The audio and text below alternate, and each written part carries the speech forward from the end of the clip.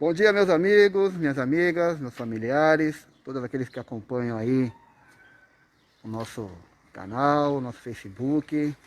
Mais uma vez estamos aqui na segunda empreitada desse projeto, que é mostrar um pouquinho da história de Cananéia, de todas as suas fábulas, lendas.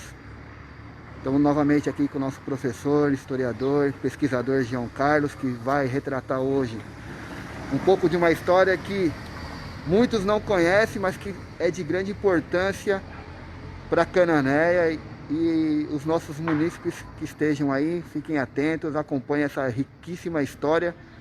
Estamos aí também hoje no apoio técnico, fotográfico, a nossa amiga Ana Flávia também, que faz parte da nossa história, do povo quilombola também, certo? Então vamos acompanhar com vocês aí o nosso professor, historiador e pesquisador João Carlos. É contigo, João. Bom, vamos fazer mais uma livezinha aqui, né? Hoje mais como memorialista, né, do que como historiador mesmo, né? Apesar de ser riquíssima aqui a nossa região, né, em termos de história. Então, até 1928, toda a pouca iluminação que existia nas casas era uma base de lamparinas, de querosene, né? E mesmo algumas ruas, né, do centro, em volta da praça principal, que nós fizemos semana passada, existia os lampiões a querosene, né? Então, em 1928, o interventor, né, que era o Emiliano Mateus de Almeida, ele constrói aqui, na confluência da Francisco Chaves com a Pedro Arbues, ele constrói, então, a Casa de Força, que hoje só restou esses dois pilares, né? Aqui funcionava a Casa de Força, que levava para algumas ruas e para as casas de Cananéia, levava a eletricidade. Então, 6 horas, isso funcionou até o final dos anos 60. O que acontecia? 6 horas da tarde, ligava-se a usina de força e ia para as casas, então, a eletricidade. Quando dava 10 horas da noite, piscava uma vez e para avisava que 10h30 encerrava, fechava-se a usina de força, desligava-se a usina de força. Então, 10 horas da noite, dava a primeira piscada. 10h20, mais ou menos, dava 2, 3 piscadas. 10h30 dava 1, 2, 3, 4. E, na sequência, se desligava a força da cidade. Então, as pessoas, nessa meia horinha, elas preparavam suas lamparinas, seus querosenes e tal. E as pessoas mais abastadas da cidade, 10h30, eles ligavam seus próprios geradores.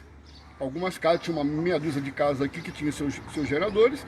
Então, essas pessoas ligavam os geradores e ficavam o resto da noite com a eletricidade funcionando nas suas casas. Mas a 95% da cidade, então, voltava a usar o famoso lampião, né?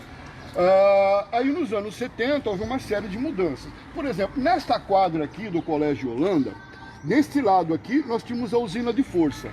E na outra esquina, exatamente na outra esquina do próprio ginásio, tinha um barracão onde funcionava a escola de música e a banda do seu João Araújo, né? Então, ele ministrava aulas durante o dia de música e à noite, então, a banda fazia os seus ensaios.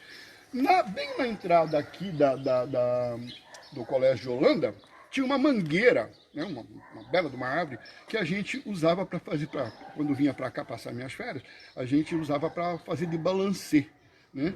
E atrás, bem na baixadinha já do Rio Olaria ali, onde fica mais ou menos a biblioteca do Holanda, tinha um curral.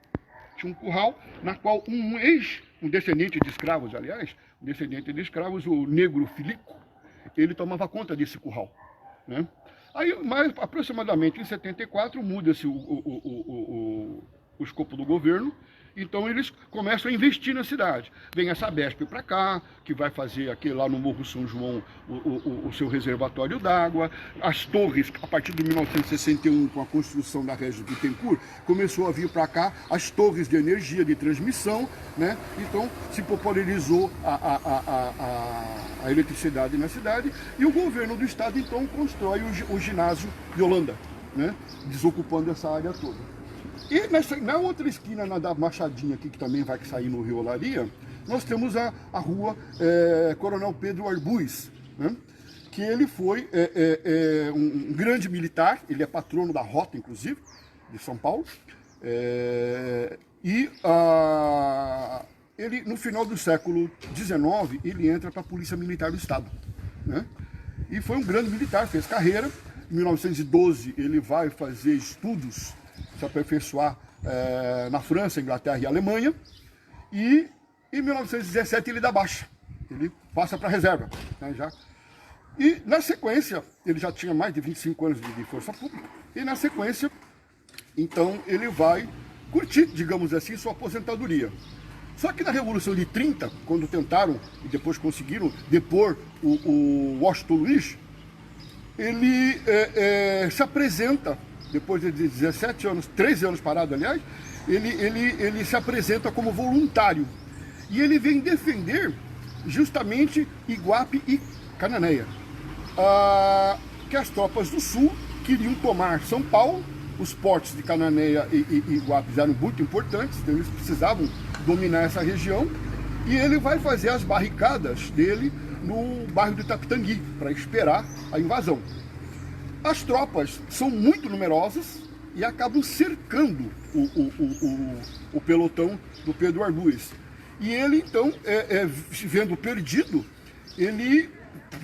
vários homens dele já tinham sido mortos nos combates, então ele pede para o comandante da tropa invasora, da tropa sulista, ele pede, então, que as tropas dele sejam poupadas. Então, eles se rendem, acabou a munição, eles se rendem, e o coronel Pedro Arbues fica por último. Ele com 2, 3 soldados, que ficaram leais a ele até o fim, e falaram para o coronel, para ele se render. E ele falou que não. Aí instaram ele de novo, para ele se render, e ele falou que não. Aí perguntaram, mas por que você não tem mais munição, você não tem? Ele falou assim, um coronel da Força Pública do Estado de São Paulo, jamais, um oficial, jamais se rende, né? E ele vai até a última bala, ele é fuzilado no Itapetangui, e lá, em respeito a ele, as tropas o enterram no Itapetangui, e marcam o local do enterro dele. Passado a Revolução, na sequência, em 1934, então, olha, a Revolução foi em 30, depois tivemos a Revolução de 32, o mesmo embate na mesma região, que é outra história depois que a gente vai contar. Vem um pelotão da Força Pública de São Paulo procurar aonde ele foi enterrado, foi exumado, e ele foi levado para São Paulo, foi feita uma tremenda homenagem para ele, e ele está num panteão em São Paulo do Exército, da Polícia Militar, com a lápide lá. Dentro do quartel ele tem um quadro pintado em homenagem a ele, né, contando o histórico dele, os feitos dele como oficial da Força Pública de São Paulo.